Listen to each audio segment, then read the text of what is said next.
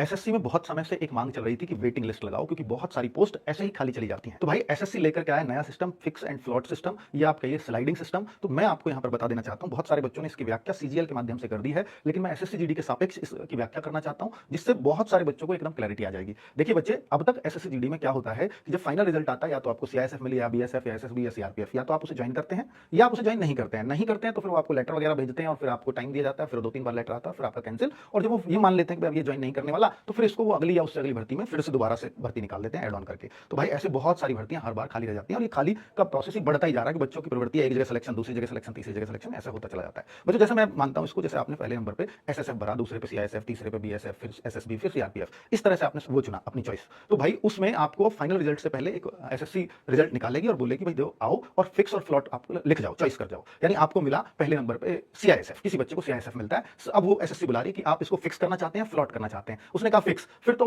उसको वही मिल जाना है जो फाइनल रिजल्ट में आएगा, फिर उस पर कोई विचार नहीं किया जाएगा इसका अपग्रेड करें या ना करें। और अगर आपने फ्लॉट कर दिया इसको, तो फिर अगर एसएसएफ में भी तो कुछ बच्चे ऐसे होंगे कि मैं ज्वाइन ले तो लिया मैंने, फर्स्ट चॉइस मेरे को मिल गई, पर फिर भी बच्चा कंफ्यूज है मैं ज्वाइन करूं या ना करूं, या बहुत सारी अलग अलग परिस्थिति आ गई, या उसका कहीं हायर पोस्ट पे हो गया, उसने वो ज्वाइन नहीं करी एसएसएफ। तो फिर आपको, क्योंकि आपने सीआईएसएफ को फ्लॉट कर रखा है, इसलिए आपके नाम पर विचार कर लिया जाएगा और आपको एसएसएफ वाली वो पोस्ट मिल जाएगी जो उस बच्चे की खाली हुई होगी। तो ऐसे सीआईएसएफ वाले बहुत सारे बच्चे हो सकते हैं, तो जिसके सबसे अच्छे मार्क्स होंगे उनको ऊपर अपग्रेड कर दिया जाएगा। तो ये अपग्रेड सिस्टम है। ऐसा ही अगर किसी बच्चे को एसएसबी मिली तो एसएसबी और उससे ऊपर उसने बीएसएफ भर रखी है और एसएसबी को वो फ्लॉट लिख करके आया, फिक्स लिख के आया तो एसएसबी ही मिलेगी फाइनल रिजल्ट में भी। लेकिन अगर वो फ्लॉट लिख करके आ गया तो उसके अगली पोस्ट यानी उससे ऊपर उसने कौन सी भर रखी है, मान लीजिए बीएसएफ भर रखी है, तो उसको बीएसएफ में अपग्रेड कर दिया जाएगा। तो इस तरह से फ्लॉट का और फिक्स का ये सिस्टम है, ये स्लाइडिंग सिस्टम है बच्चों। इससे आपको एक क्लैरिटी आ गई होगी कि भाई हमारा अगर यहां ज्वाइन मैं नहीं कर पाऊंगा, तो इससे पता क्या होगा, इससे सबसे बड़ा फायदा ये होगा कि बहुत सारी सीटें आपकी बच जाएंगी, बार बार खाली जो चली हो जाती हैं, क्योंकि बच्चों को अपनी एक अच्छी पोस्ट मिलती जा रही है। Thank you.